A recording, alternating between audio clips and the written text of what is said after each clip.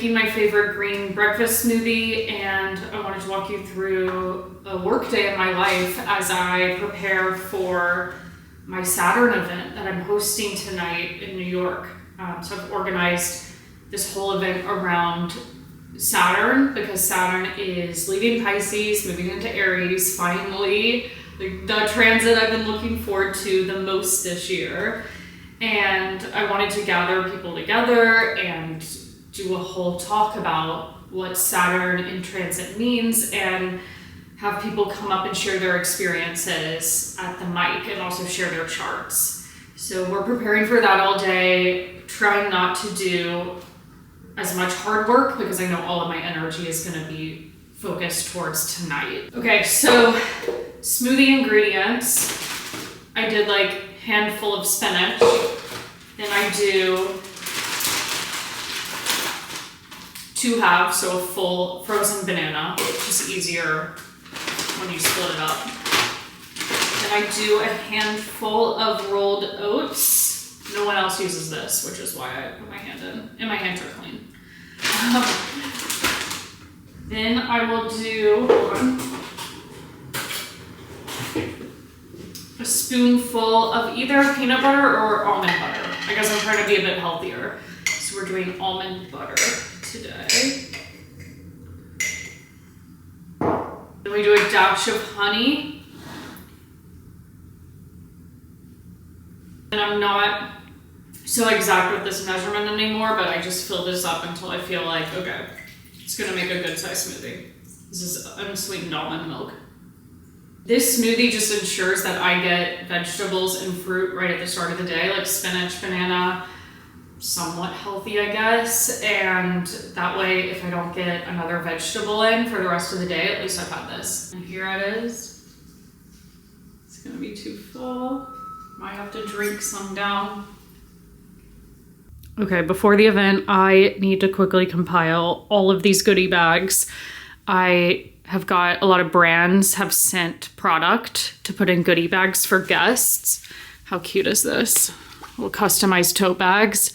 So I'm gonna walk you through what that is. And then I also wanna talk about expanding your business in different ways and how this event came together and kind of business tips like that, I guess. So in the most recent video I put out, I mentioned briefly how over the last few months, I've been thinking of ways to expand my business and create more meaning and connection through my work. And basically, I kept coming back to like community or just wanting to have more interactions with people because I feel like when you have a business that's completely on social media, completely online, it feels very isolating sometimes. And as an Aquarius, especially a 7th house Aquarius sun, I need to have interactions with people in some type of element of like human communication or community in my work. So that's really what I had been like trying to think of, like, okay, how can I structure my business differently throughout 2025 and honestly for the next several years. So at the start of this year, I was like, wait, there's a lot of transits coming up in 2025. Like 2025 is a huge year astrologically. Pretty much, not even pretty much, every single outer planet is changing signs this year. So it started with Pluto moving into Aquarius fully back at the end of 2024. And then Neptune moved into Aries for the first time in 12 years in March. And now we have Saturn also moving into Aries at the end of May, Jupiter moving into Cancer at the start of June, and Uranus moving into Gemini at the start of July. So this is a huge year for change and having these bigger transitions go on in your life. And I've seen so much talk about what all of these transits mean for world events and how chaotic the world is at this time and how astrology points to that. But I wanted to reframe these transits and not give such a doom and gloom interpretation of them and help people to understand how they're literally going to play out in their own lives, because everyone has gone through Uranus transiting a certain house of their chart or Saturn transiting over a certain planet or through a house and sign of their chart. So I wanted to give people a platform to share what they've experienced with past transits in the hopes that someone that has that transit coming up in their chart can hear from that person and understand, okay, this is maybe a more realistic approach to what this transit may mean for me. So with this event, the way I'm structuring it is I'm teaching about Saturn for the first half of the workshop and teaching about what Saturn means when it goes through a certain house or aspects an angle or a planet in your chart, and also how to track when you'll feel a Saturn transit the most.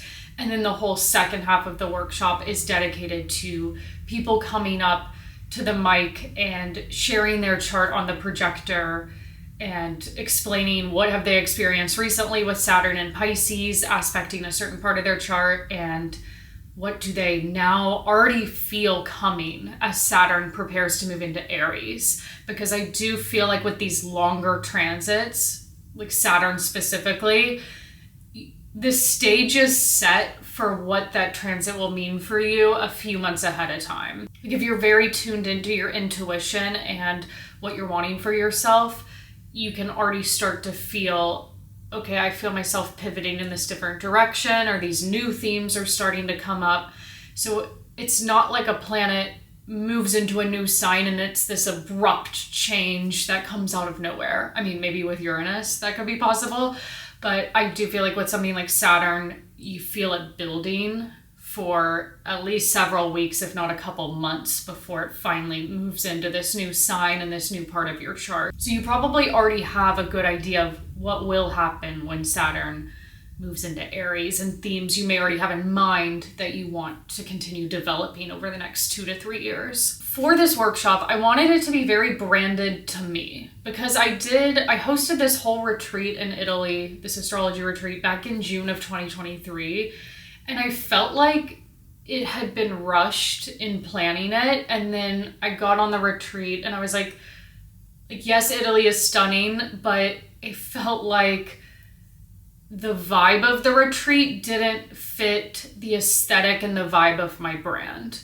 So I kind of wanted to reel it back in and focus on something smaller first, in-person events in my city, before then expanding out again and maybe hosting events in other cities, or possibly doing another retreat in a very different way in the future. So I've been working with my friend Nika, who's amazing, and she's helped with brand partnerships for this event. And we've reached out to a lot of brands and several got back to us and we're happy to send product for this event. So I've loved seeing these goodie bags come together, and I think it just adds that like extra something special that people get with their tickets. And I've also been working with my graphic designer, Daniela, since 2021. She was actually one of my astrology clients for a couple of years. I gave her, I feel like, a few readings because she went through a really tough period in 2018, 2019 when Saturn was in Capricorn, and she has like a Capricorn stellium in her chart. So helping her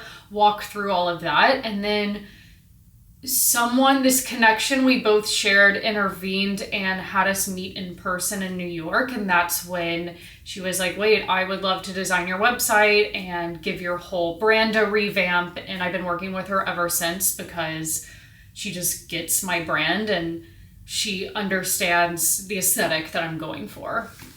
So I had her design these canvas tote bags. And I took the title of my book, Trust Your Timing. I just feel like it works with everything I want to talk about in astrology. Like everything is about trusting your timing, whether it has to do with love or career or family and moving or pregnancy. Everything comes to you in due time. We're starting with this canvas tote. Everyone's getting one of these. And Magic of I sent over these 2025 astrological planners. I know it's halfway through 2025, but still helpful for the last 7 months of the year, I feel like. But these planners are so cool. I found these back in kind of when I first became an astrologer. So it gives all this like practical information at the start on the planets and the signs. And then I just wanted to show you like at the start of each month, it'll detail the most important transits for that month. Kind of an overview of the month ahead. And then, oh my God, look at this. A breakdown, all the planetary aspects, all the transits written down for every single day of the month in calendar form. And then also, if you want to go like day by day and write down like what you experienced that day, and it shows the transits to back it up. So this is actually a great way to learn astrology. This is also not sponsored, by the way, although I do have a discount code for their digital calendar. But I love this planner so much. I recommend it to everyone. Like, think, you could learn astrology by writing down what happened to you that day and then seeing how it correlates with like, oh, the sun was square Saturn. Maybe that was a frustrating day where you had to do a lot of work or things really weren't going your way. So it's so cool like that. I just think that people learning astrology, I always say like, start tracking the moon and start tracking the sun and write down what you're noticing in your everyday life with these shorter transits, and then you can magnify them on a bigger scale for something like understanding a Saturn transit or a Pluto transit. But if you start as small as the moon will go through every single house, every single sign of your chart once a month. So you can really get a feel of like repeating patterns. Like for instance, if you're tracking the moon through the second house of your chart every 28 days, it's always going to return to the second house and the sign that rules that second house of your chart. So it's interesting to watch month by month how whenever the moon enters that house of your chart, how is work, money, shopping, dealing with expenses, how does that become a theme at that time? And then time goes on and you start to see how these patterns repeat over and over again and how there'll be those similar themes resurfacing every time a transit hits a certain part of your chart. So, long story short, this journal is great for that because even though it's not tailored specifically to your chart, you still are getting an idea of like, okay, what are the overarching transits and how are these correlating with what's happening in my day. And then they also sent just like an unlined notebook, really nice because I want people to take notes during this workshop. So I've provided pens. I tried to get branded pens that said like Alice Bell Astrology or Trust Your Timing. It was just too much money. I guess that's something else I wanted to talk about though, is money put into this event versus money I receive back. With this event, I'm not making a profit really. I'm pretty much breaking even on the expenses and the people I've paid to carry out services for this event. Like I had to pay for the venue. I had to pay Nika, who does my brand partnerships, to secure brands for this. I pay my assistant to help out with coming to the event and helping me with the logistics there. Paid the graphic designer, paid the guy to print the tote bags. So it's a lot of outgoing expenses just to make one event happen. And then ticket sales, I priced them accordingly. So I probably made around $1,500 from tickets for this event, but that matched the amount of money that I took out of my own pocket to pay for this event. So I wanted to be transparent about that because when you are introducing a new aspect of your business, you can't really expect to make a lot of money off of it immediately. I found that with business, you have to be very patient, and something will probably start out small and it takes a long time for it to build up into something sustainable or that generates a lot of income for you. So if you're not seeing the results you want at first, keep at it because sometimes it's smaller, so you have that opportunity to make mistakes and a lot of people aren't seeing you make those mistakes yet. So then when you do something on a grander scale, it's not, you kind of have the formula perfected by that point. Like for instance, Substack is a huge part of my business at this point, but that started out very small 2 years ago when I started it in March of 2023. And now Substack has grown over the course of 2 full years to something where if I didn't want to do anything else in my business and I only wanted to do Substack, I could live off of the income I make from Substack. But it's been a very slow build. So whenever I'm saying to someone, oh, Substack's a great outlet and a way to establish money for yourself and your business, I always kind of give the note of like, it's a slow build. It's going to take a really long time to build up to maybe the type of money you want to make from that. So I really emphasize being patient and working away until people finally notice what you're doing. Then I had Daniela design this sheet of stickers for me. Just a little fun detail. And then it was kind of crazy how these other products came to be. I just had The Ordinary, it's the skincare brand. They reached out to me randomly. Like, I never get emails like this. And they were like, hey, we're launching this new serum. Would you and your community like to try this? And I was like, wait, actually, I'm hosting an event. Could you send product for this event? So they sent over a bunch of these radiant serums, a new product of theirs. So we're adding that to the gift bag. And then Loops has sent over face mask and eye mask. So that's a fun little self-care night activity. Oh, and I almost forgot, Magicify also sent over this little card with their info on it. And then it also has the 2025 moons. So you can literally just keep this nearby and it'll tell you all the dates of the new and full moons for 2025. And I think that's it. An hour later, they're all done. Okay, my assistant Peyton's here. Say hi, Peyton.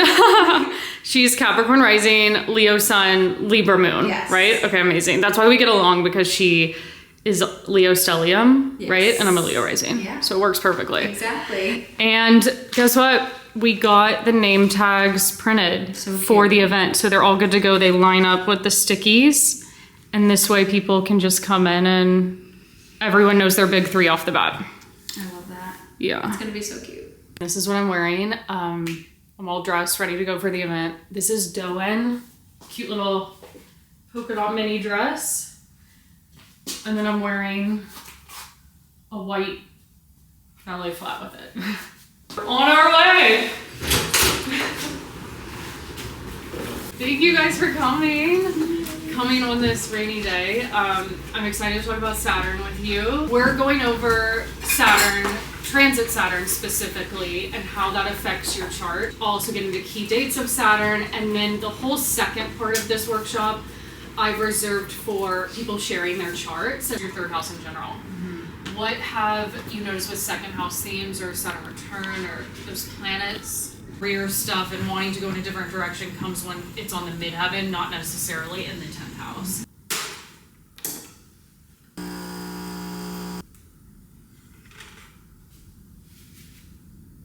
Wanted to do a little next day debrief. The event went so well last night.